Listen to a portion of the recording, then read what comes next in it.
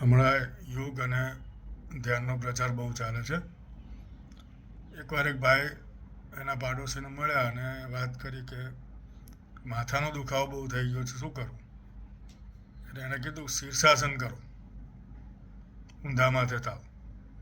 બધું લોહી છે ને મગજમાં જશે એટલે તમારે માથાનો દુખાવો મટી જશે. એટલે કે કાંઈ વાંધો નહીં. બીજે દી સવારમાં પાછા એ ભાઈ એને મળ્યા એટલે ઓલાએ પૂછ્યું, ભાઈ શું થયું, ફાયદો થયો કાંઈ શીર્ષાસનનો? તો કે હા, 60 રૂપિયાનો ફાયદો થયો. એટલે કે ઓ તારી, શીર્ષાસનમાં 60 રૂપિયાનો ફાયદો? તો કે જેવો ઊંધા માથે થયો અને કબાટ નીચે બામની શીશી પડી હતી દેખાઈ ગઈ. એક અઠવાડિયાથી ગોતતો તો નહોતી મળતી, ઊંધા માથે થયું દેખાઈ ગઈ, સીધો 60 રૂપિયાનો ફાયદો થઈ ગયો.